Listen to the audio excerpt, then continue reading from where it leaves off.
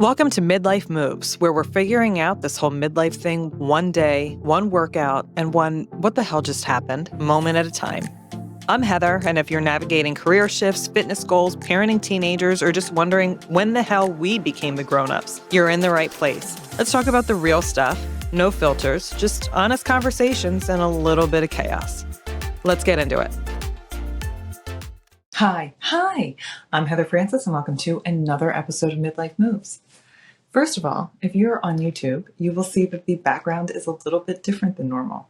I am on vacation. On Saturday, we packed the car up and we brought the whole family down to Avalon, as we have been doing. And so we're here for the week.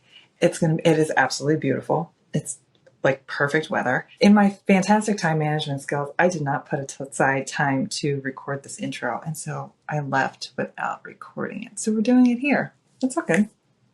We're going to get through it, right? Which is funny because today I'm going to talk about balance. Later in this episode, you're going to hear from Beth Mazza with Female Mavericks. And what Beth does is she has built and sold multiple multi-million-dollar corporations. She has developed a program to help other women do the same thing. I love the idea of women building things. I love the idea of like us in this phase, like having an idea and building something and scaling it and selling it. I love, yes, we should all be making tons and tons of money, and we should all be doing that if we have an idea and if we have the gumption and if that's something that we want to do. And Beth helps women do that, and I love the idea of that. But while I was talking to her, I have an intro call before I talk to any guest. We talked more about balance and what that looks like while you're in your career and while you're while you're growing in your career, what that looks like. We talked more about that than like the actual building and scaling and selling of the corporations. When I was raising my kids, my girls, and when I was working in corporate, I thought balance meant splitting myself evenly between work and home. If I was a good enough employee, I'd be fully present at work. If I was a good mom, I'd be fully present at home. And I spent a lot of years feeling like I was failing at both. Looking back, I realized balance never really looked 50-50. And actually, even in it, I knew that it wasn't 50-50. There was no way for it to be 50-50. It looked like making choices. For us, it meant I would make every home game. The commitment that I made to my kids was if you have a home game with their sports, once they got into middle school, I will be at that home game. And that was the thing. I would leave work. I would make sure that I was available for those. That is what I made sure of for my kids. That was our non-negotiable. Now that they're grown and my son is 13 and life looks very, very different, I have flexibility that I didn't have back then. And I still catch myself chasing this idea of balance like it's some destination that I'll eventually arrive at. And then here I am on vacation with my family still recording an intro to a podcast. But to be fair, this is my hobby. I enjoy doing this. But it just shows you like balance is never, to me, it's just not achievable. It's never going to be perfect. There's always going to be areas of your life, or areas of my life anyway, for me, there's going to be areas that are going to spill over into other things. There's times that I'm working that my kids need me, and that's my priority. And there's times that I'm home and I'm supposed to be with my kids and I'm upstairs in a room with the door closed, recording a podcast intro. We're never going to get it totally right. But what we can do is identify the things that are important to us and actively make choices to meet them, right? What are your non-negotiables? But this is one of the reasons I enjoyed the conversation with Beth. She built and sold these companies while raising 4 children, and her perspective wasn't exactly what I expected. Instead of chasing perfect balance, she talks about the non-negotiables, she talks about presence, and she talks about giving yourself permission to build a life that works for you. So whether you're building a business, raising kids, starting over, or just trying to figure out what season this is supposed to be for you, I think you'll find something good in this conversation. Here's my conversation with Beth Mazza. Enjoy. I am so excited to be here today with Beth Mazza from the Female Mavericks. Hi, Beth. Hi, I'm so happy to be here too. Can you tell my audience a little bit about yourself? Yeah, for sure. So I am a 4-time founder now and a 2-time exiter in the professional services space. I have an awesome business partner who we founded and sold 2 businesses. And we stopped. We had financial freedom. We got really blessed. And we stopped for about like a day and a half. And then we got a contract and we wrote a book, which is coming out in September of this year, called Entrepreneur Like a Mother. I mean, our entire mission, we are very mission based, is 10,000 moms to build 7-figure businesses. That's our dream. When I first heard about you, I think I read like a blurb, and all I saw was like working with women to build these things. And I love the idea of women building wealth, dreams, anything. I love the idea of women building. So, and that's what you do with Female Mavericks. Yeah. Well, I guess we'll talk a little bit about that a little bit as we go on. But so you have 4 children. I do. I want to talk with you about balance, because this is something that you and I touched on when we had an intro call, and you and I talked a lot about what that looks like. And Yeah. I think a lot of the women listening, and myself included, struggle with being a successful career person in whatever you're trying to do, and also like making space for your family. Yeah. And you grew like multi-million-dollar businesses. So, and while raising a family. So what was that like? It was not balanced. Whatever is the opposite of balance. I mean, I think a couple of things. So whatever I say that's negative, can everyone remember? I have 4 adult children, 21 through 25. They are amazing. I'm ridiculously blessed to have really close relationships with each one of them.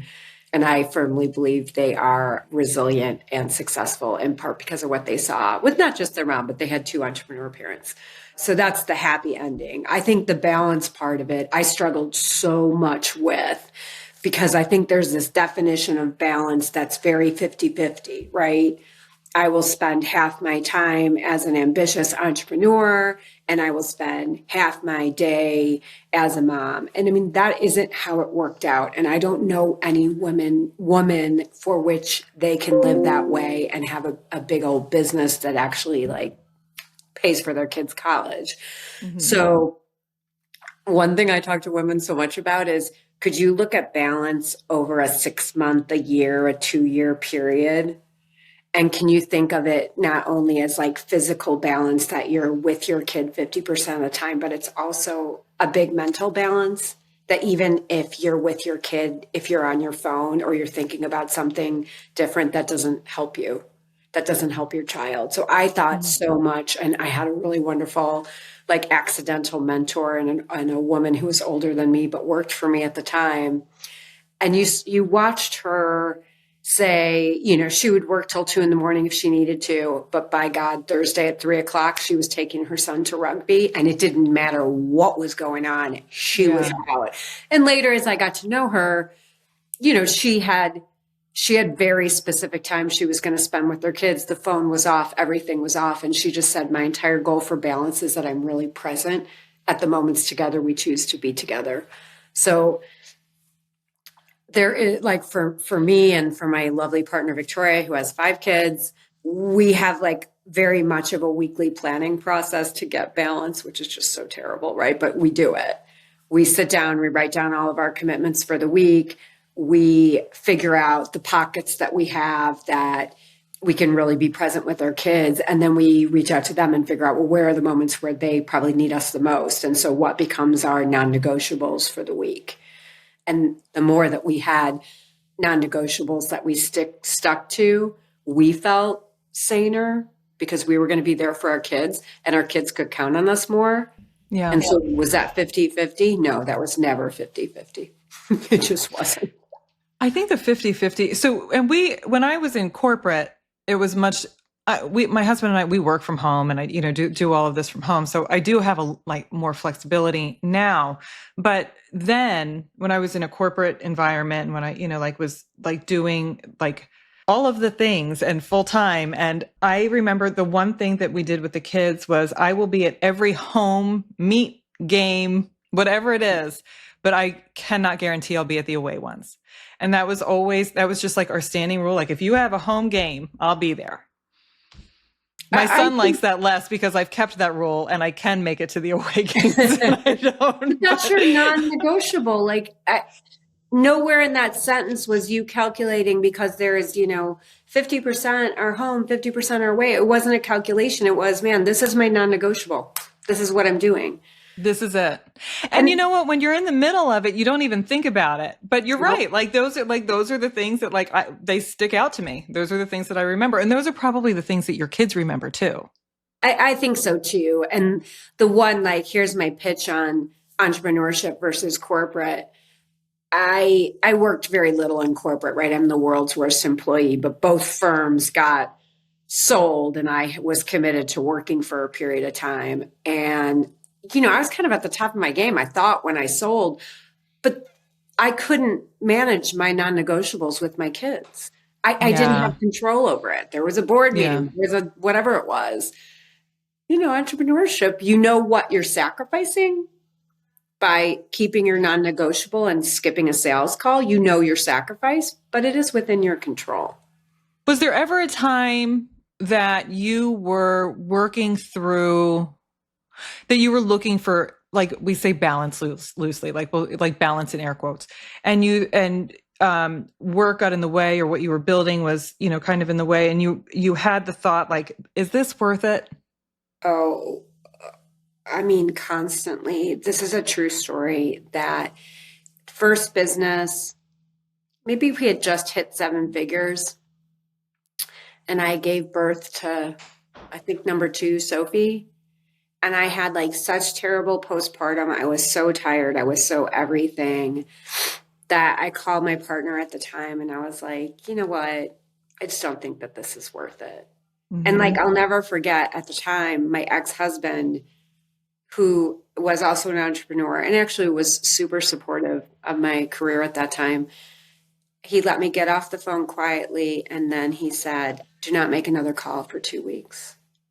If at the end of 2 weeks you want to give away your business for nothing, then that will be your decision. Mm-hmm. But you may not make another phone call for 2 weeks. And I think what was really happening, in 2 weeks, I was like, balls to the wall. What are we doing next? Yeah. But what I think I was going through was that massive overwhelm where I just thought, these 2 kids they're beautiful and they're perfect. And I love being with them and they deserve, the full Monty of being a mother. And even though it's not something in my mind I thought I really knew that I could do, I was convinced for a short period of time I could. And I was just beating myself up that if I was a good person, I would give up everything and stay at home or, be the kind of mom I had, which is an amazing mom and she's still alive. So I feel like as a woman in business with ambition, you are going to go through those moments. You are going to have overwhelm like no one's business. You are so tired. You feel like something small that went wrong is so much bigger. And so at that time, it was my ex-husband, which is super funny if you look 24 years later at what happened. But really, in years after that, it happened to me quite a bit. And so in the book, we talk a lot about your kitchen cabinet, which is your sort of board of advisors in some way that really help push your business forward and your career forward, et cetera. But there's that little group that are also cheerleaders. So they know you well enough and you trust them enough that you can call and go, hey, I'm going to give away the keys to my business. I'm so tired. I think of my best friends, they would never have allowed me to do that. And they would have known that was a cry for help and they would have been over and, whatever it was that was needed. So my learning on those moments is not that you're not going to have them. You are going to have them. It's impossible that you won't. It's that you figured out your emergency response team to help you get through those moments into a moment of clarity, because you are not going to figure that out yourself because you're overwhelmed you probably haven't slept. You have total guilt. Yeah. We all remember all the wonderful things our moms did for us that I probably did not do any of those for my kids. That's the worst, isn't it? It's like, how long did my mom do this for? And how lovely was she during the whole period? I was not that. I'm not either. I can think of a time that I came back from vacation and I only had the 3 girls at the time. And I came back from the vacation and I was like, I cannot continue to do this because my hours were crazy. I would get there at like 7:15 and I would leave there at 5. And then I would work at home, Yes, of you know, course. and working weekends, and like my hours were insane. And I just remember going back to work after vacation and thinking, I can't continue to do this. And I went into my boss and I was like just sobbing, like, I can't do this. Can I work from home some days? Is there something we can do? And they demoted me. Okay, I want So, to come through the computer and strangle someone. Of course they did. Of course they did. but Why? in hindsight, there were so many things that were screaming at me at that time that wasn't the space for me anyway, that, you know, like everything worked out the way it was supposed to. But we all go through that. And I don't regret reacting emotionally because that's what I was going through. You know, like, Yeah, and also maybe had you not like lived it and gone through it, you wouldn't have made the important decision you made from it. But still, I mean, I have no comment on that. It's hard to be a woman working. Like, that's hard. And sometimes we're penalized for it.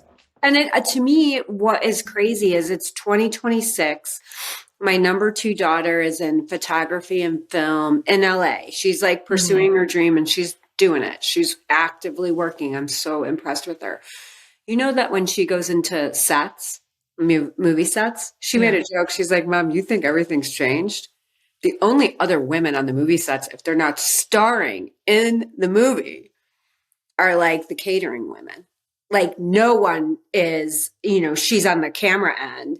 She's like, every photographer I work for in these bigger settings is a man. Every film guy's a man. She's like, Mom, it just hasn't changed very much. So, you know, I wish in 2026 it were different.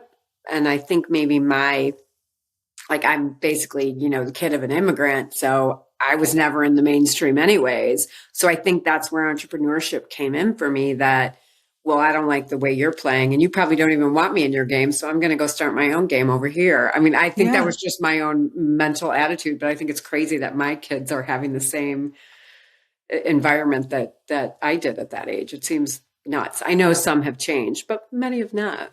No, many have not. So you mentioned being an entrepreneur. Being an entrepreneur takes a certain level of confidence in yourself. How did you find that? No, look, I didn't have it. No, I'm telling you, I did not have it. I mean, I know on paper it looks like I did, but I did not have it. Now, fast forward, you should have this same conversation with my business partner, Victoria, and she will tell you why she was so confident. She was always so confident. You know what? I was not. I lived off absolute fear of failure, like absolute fear of failure. And I always thought whatever room I was walking into, everybody was probably smarter than I was. And like, no joke, like, I mean, I had 3 at Notre Dame. I'm not a dumb person, but in my head, you know, I convinced myself of that. I always assumed everybody in the room was way smarter than me, but I always thought nobody will ever outwork me, ever. And they don't, and they didn't, and they won't. So if I had confidence, it wasn't that I was like wildly successful or wildly smart, because I didn't feel that way. But I did have confidence in how hard I would work to get what I wanted. And what I found, you know, keep in mind, I worked in corporate as a young person for like a year and I hated it. The pace was so slow that like my brain wouldn't accept it. So I needed a faster pace and I thought I'll outwork anyone. But I did not have overbrimming confidence at all. I don't know if that helps or hurts your question, but I did. No, that helps. Honestly, like that, because I struggle with that as well. Like I walk into rooms now and it's like I know what I'm good at. And my superpower is like I know that I'm gonna be okay no matter what. So you can throw me in any situation and I'm gonna be okay. Like I'm gonna figure it out. That's a great superpower. It's not so much, it's a great one. I definitely I walk into these rooms and I sit on these interviews and I'm like, who am I to be talking to these women like you? You know what I mean? So like we all have that. We all have that voice. I feel like that's where, you know, the imposter syndrome discussion is everywhere. And I understand it and I do write about it. But I just think I think that we are very deep thinkers as women, right? We don't take everything at face value. We're always thinking about the other people in the room. We're like overthinking. And I think if Yeah. you're a super overthinker, I think it's hard to be confident because you're always like, what didn't I think about? What should I be thinking about? Well, because we're aware that we don't know what we don't know. Right. Yes. So like Yes. I don't know. I'm not an I don't know everything about this, So Yeah. yeah. No, I, as crazy as it sounds, I think the confidence thing, I so applaud women who don't have it, but I've had it in every last aspect. And you know what I tell my girl? So I have 3 daughters right now. It sounds like you do. And I have a son. My oldest is a son. He's super confident, or at least that's what he portrays. And so we always Uh-huh. joke that like Sammy Lee never thought that not only was he welcome in every room he walked into, but people were like, thank God Sam's here. Like in his head, right? That's what we watch. That's what he portrays. So every time the Yeah. girls are like, I'm worried about this interview, I'm worried about something, I'm like, you need to channel your inner Sammy Lee. Like just uber confidence on the outside. No, I don't know that he's always that way on the inside. I've never seen the Yeah. opposite, but I wonder. But we have to sometimes channel or act a little different than our stomach is feeling at the time. Oh yeah. It's funny because my son is my youngest, and we were talking about something, and he was like, I don't understand why people say that they can't figure out where they're supposed to fit, because you just fit where you're supposed to fit. You make it work for you. And I Okay. was like, he's 13. I was like, Yeah, he's going to be just fine. you're going to be just fine. I mean, I know 50-year-old women who aren't thinking, like super successful women who aren't thinking that. Good for him. These kids. So you bought and sold companies several times. Those transitions, how did they come about? What did that look like? It's funny. I was just having this conversation with someone yesterday that said, how do you know that what you have is sellable? Mm. And so I think there's 2 parts to that. One is build with an exit in mind. You may never exit. That's okay. Mm-hmm. Build with your exit in mind. And like there's very specific ways, and they haven't changed much, that mainstream companies are bought and sold, right? And they're bought off a multiple of cash flow. And if you're in a really great market at the right time, like we were with the second business, they're bought off a multiple of revenue.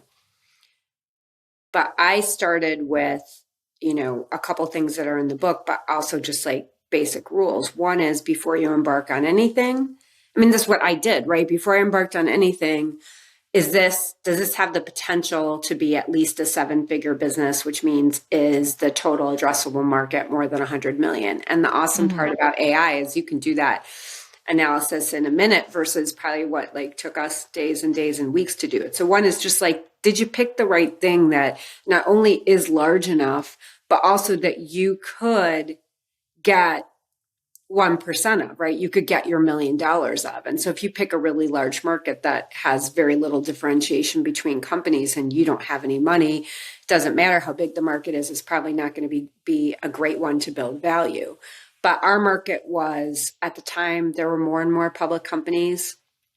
There were very few people that had the combination of understanding PR and communications and finance, which is what my partner and I both had. And there was this growing need to communicate with institutional investors. So that was just kind of going up and to the right. And there were a lot of competitors, but there was a lot of success stories of small firms. So we thought that was enough. Now, this was particularly in the second business, but in the first as well, we did 2 things. One, we were not negative cash flow. Like, I don't know. I know that big tech companies that are scaling that have hundreds of millions on their balance sheet that they've raised can be cash flow negative. Ladies, yours can't. Yours cannot be. So whatever your model is, if you're hemorrhaging money after the first 3 months, you might not have a good business model. So that's number one. And the second is, so just have an ongoing concern where you have cash flow so that someone could come in and value it on a cash flow basis. And then the second is, and this is where, even though I said I don't have confidence, I don't know how I did this. And then I got used to doing it. I would reach out to people in our industry that were bigger than us, and I would want to talk to them. I would say I have this business, and there might be work together we could do. I want to pick your brain, whatever it is. And those were competitors or potential partners or really large firms. And, those were ultimately the buyers. That's who bought us. Yeah. But I was building relationships really early. They knew our business. They knew our wins. They knew our losses. They knew me specifically. So when, suddenly a firm was like, look, we really got to build this investor relations practice, and you have like 50 people, we could just, plop in, we'll buy you. That was a very easy conversation because we had known them. We'd known each other for a while. And my learning there is like, my thing for everyone is LinkedIn's amazing. LinkedIn. Hey, this is who I am. Can I pick your brain for 15 minutes? I mean, even in the book, we have like how you should do it. I mean, do it however the hell you want to. This was the way we did it. And I tell the same thing to my kids who are job searching. 2 out of every 10 I outreach to responded. Yeah, now that number is probably a lot higher. But when I started, it was small, but people respond. Yeah, I'll talk to you for 15 minutes. I'll meet you for coffee. Yeah, I'm going to be in your town here. Okay, I've got 10 minutes. Call me now. I mean, people, particularly women, wow, are they willing to spend some time with you? And so that's the other part, is that you're building like a stable business with cash, and you're slowly getting to know and building relationships with potential buyers. All that could happen over 6 months, which is what it did with the second business, or 10 years, which it did with the first business. But it was like something I did each week, each month, and I was charting just to say, okay, have I met that guy? That guy just bought someone peripherally in our business. Hell, I'm going to reach out to him. I mean, sometimes it worked, sometimes it didn't, but ultimately it did work more than it didn't. And I mean, particularly if they were women are always willing to get on the phone with you for 15 minutes and help if they can. I think that's been my experience. Yeah, I agree with that. And I think that I think that the way some women view competition is much different than how men view competition. And, like I think that probably plays into it a little bit as well, because there's so much abundance for all of us. So, sharing those stories, I think that that's a great idea. And I never use LinkedIn. I'm on it. I just never, ever use it. I forget about it. I am the last person to promote LinkedIn because the algorithms make me so mad, etc. But at least LinkedIn, I feel like if you're in a professional business, you can sort of find your people. You can find people. No, I totally agree with that. I think that's a different audience. But no, I think, I wish there were 5 other LinkedIns, and my daughter's in the creative space. She wishes there was a creative LinkedIn. There's lots of improvements to it, but sure. People are kind of on LinkedIn, and you can DM them, and people are pretty generous with their time if you're very careful with your ask. Right. That ask has to be like, you better be asking the right person. It better be really narrowly defined, and it better not smack at all of, I'm only meeting you to ask you a favor, or I'm going to waste your time. And I mean, there's some crafting to that, and we have good ideas in the book, but as you go in your career and you try it, you know what's best for you. But I wish there were a better way. I mean, it would have been. I think that's a great idea. It was email, right? In my first business, it was email. We could get anyone via email. Now with spam filters and the way people email you, it's very difficult to meet a new person on email. Yeah, email's tough, just with spam alone. But also, like, I get so many emails. I do mass deletions on Monday mornings. So I know. I always wonder, what the heck did I miss? And I do too. Yeah, I do too. But whatever what important thing did I just get rid of? Yeah, that's exactly. But again, it's more like, you have a right to ask someone for a little help. They have a right to say no. Yeah, but there is literally nothing lost in the, I'm going to give it a try. Yeah. Right. And what's the worst that happens? They say no. That's the worst thing that happens. They delete you. Okay. They do delete you. They delete you. All right. Okay. Bye. Yeah. Right. I mean, that's not a big concern. You just plow forward. I'm a big plow forward, whether or not I have the confidence to do it. I'm a big plower. Yeah. You mentioned avoiding very costly mistakes. I have found that some of the worst lessons, but the best lessons are through failure. And I can think of a million times I have failed. And I failed upwards eventually. But when you're in it, it sucks. What did one of those moments feel like when you were in it? I think because I was an entrepreneur and it was my own money, I wasn't able to like sit in my failures a lot, because I Mhm. had to make payroll.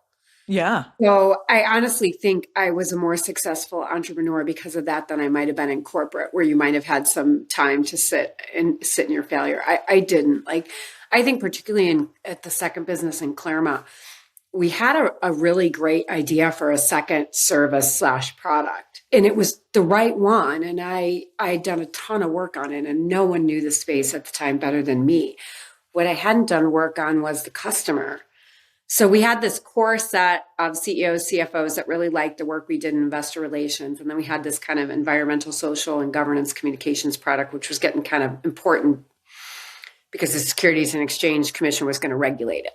So that was new. So we had that. And I just took this really, I thought, brilliantly conceived product and sold it to my current clients. And everyone was like, that's great. We love it. Good luck. And not one person bought it. Like every single person took a meeting because they were our clients or they knew us. Not one person bought it. And I thank goodness that I just felt desperation and not retiring the product. And some like amazing woman was like, oh, you shouldn't be selling it to a CEO. You should just sell it to my general counsel, the lawyer. He's got a massive budget. And that just landed on his desk. And that was the beginning of what was the really big growth part of our business. And that was what helped us sell the business. But like we attempted to sell it for 1 year. We did not have a sale. And I'm saying a single sale.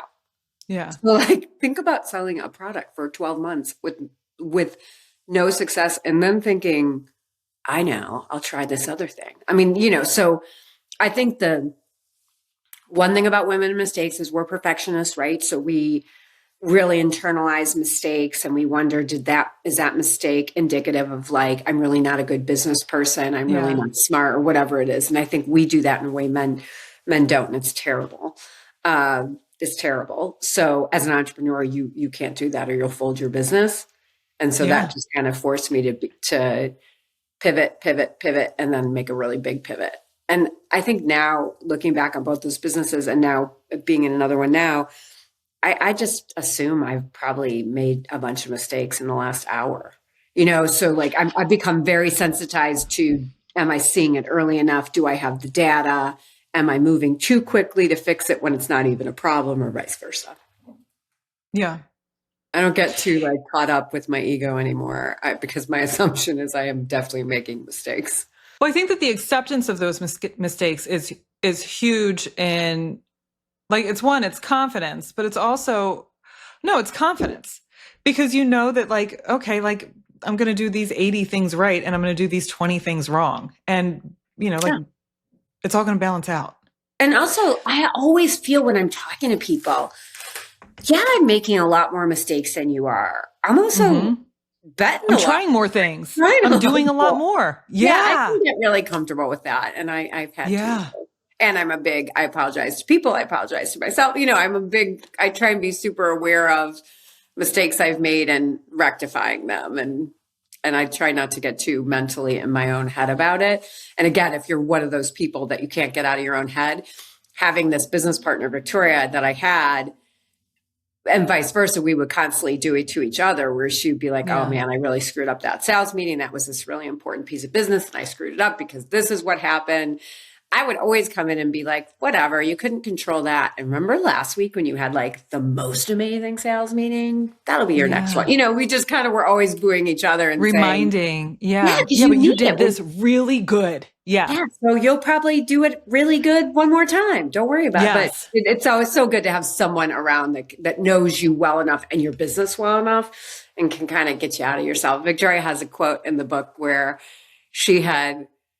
we had gone for a piece of business and we were close and it was huge and we did not get it. I mean, it would have changed the firm and we didn't get it. And, usually I was the more critical one, but when we found out, I went in her office and I was like, I know what's in your head right now. I know how you're feeling. Go home right now. Sit in your shit, like sit in. And then tomorrow morning, I'm going to meet you at the airport at 6 a.m. with a cup of coffee for our next sales meeting. And we're not going to talk about it again.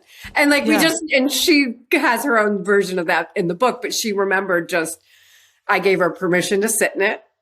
And then the next day I did not give her permission. And she just said it kind of got her over it quicker. I have a friend who, when their kids go through hard things, he's like, you've got 24 hours with this. You can react however you want for the next 24 hours, and then you've got to pick yourself up. And I think about that sometimes, and I'm like, I do that with myself. I'm like, all right, girlfriend, where are we with the 24 hours? Oh, right. Pick yourself up. If given permission to wallow, I mean, especially if it's a personal issue. I mean, I'll tell you, like, I won't give too much detail because nobody the hell wants to know, but end of a 24-year marriage, really rough couple months. And I was really at the worst of it, trying to protect the kids and everything like that. And I had gotten used to these weekly calls with my best friend and, blah, blah, blah. So about like 4 or 5 months into it, she was like, okay, you're done now. Like, You're done. You're going to see a therapist to make sure you move forward on this.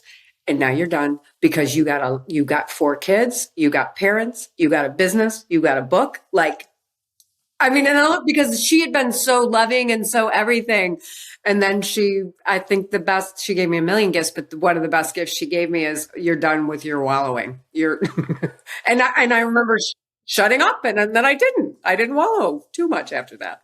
And sometimes that's what we need. Right. Well, you're not going to just get over a divorce like that, that quick. But sometimes you just need someone to be like, all right, girlfriend, like here's a reality check, Yes. Because how awesome that you have that.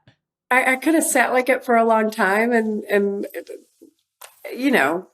again, welcome to needing your kitchen cabinet, your inner circle. Yes. Yeah.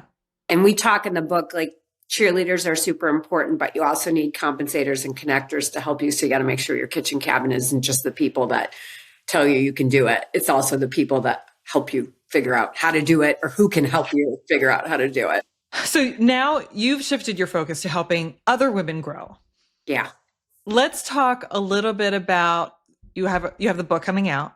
You have a program that is like, it's a good program. We'll say reasonably priced. It's priced to recoup our costs. Like, we aren't making a dime. I bought it. I haven't done it yet, but I bought it, and I was I'm so excited to do this. And I need time. I need time. But know that it's done in morsels. So if you only have, like, we made it for us as moms, right? Like, you got 15 minutes. Put this in. That's all you got. So keep that in mind, that it builds off each other, but it is broken down because we are busy. And who's going to be like, oh, I just happen to have a clear 5 hours right now. Let me, there won't be any noise around me. I mean, when does that happen? Yeah, never. Yeah. So the program is really kind of launched to side hustle to a little bit bigger. The book is really get you past it. It really tells the stories of our scaling. So hopefully they're for, audiences that grow on each other. Mm-hmm. And in the course, you teach women how to get started with that. Yeah. Because I mean, in each of it, and it's in the book as well, we have worksheets. We have, like, even stuff like find your freedom number. Because one of the big things that we find with women is, I don't know if I could really do it unless I could replace my corporate salary by the end of the year. So literally there's a worksheet, and it's automated. And it's just helping you figure out, okay, this would be my freedom number, and I can get there after 6 months. But then it's also got really specifics on, like, how do you identify your total addressable market and figure out if this is a passion project or a real business? How do you build a kitchen cabinet? Okay, how do you put your first product or service out in the market when you don't feel like you're 100% there, but you need to start? And so there's a lot of really practical stuff on how to do it versus just empowerment, because there's lots of great sources for empowerment. And we're more like, just put your head down and do it. Like, you just got to do it. Well, and that's like a big thing, right? Because, like, how do I do that? Right? Like, that's like, okay, like, I have this idea, but what do I do next? So that's a good space to be in. Yeah. Like the step-by-step. Okay. This is all, the only thing you're going to focus on this week is figuring out as your total addressable market up and to the right. Okay, great. Now what's next? Yeah. And also, don't you feel that if someone can get me started, if it's a 10-step process, by the time I'm on step 3, I'm going all the way. So we Yeah. really focused a lot on getting people from like, we called it, but our publisher hated it, a couch to 5K, right? Those trainings. Didn't like that. Okay. We're a little I humorless. like Because it. that's kind of how we thought of the course as being like a couch to 5K. You know how Yeah. great you feel versus when you're sitting Yeah, up. like super pumped and yeah. Yeah. We all need the little triggers or little hacks to get us off our, oh, we couldn't do it or we're too busy, because we actually are too busy. I mean, that's true. Yeah, no, we're busy. We're busy. Yeah. If there is one thing that you would like the women who are listening to this to walk away from our conversation with, what would that one thing be? I know I want to cheat with 2, but I won't. You can cheat. Okay, I'm going to cheat. So one is there are more models to be an entrepreneur than the one that's in your social media feed and the one that's in the bookstore and the one that's on, CNBC. That is a model that you have to race so hard to the finish line, and you have to give up everything and like live in your parents' basement and travel 365 days a year. That is what is written about. Those are the heroes. There's like, I think we wrote in the book somewhere, I think there's 19 books about Mark Zuckerberg. I mean, I don't think any of us needed the first 18, and so that's the model that we see. And the number one thing for women is, and it's in the book, but it's all over. It's Founders File. If you go to femailemavericks.com, which is our website, there's free newsletter. It will always be newsletter, and it will always be free, and it's in there. There's a few other models, and you may choose to go really fast in the beginning to build a business that gives you recurring revenue that allows you to be the mom you want to be when your kids are older. You may choose another model, what this lovely woman I just talked to is doing, which is she's starting a side hustle from home that she will scale once her kids start going to school. She's building a brand. She's building everything. She's slowly building a client list. And when she told me this, I'm like, that's an amazing business. You can scale the hell out of this thing.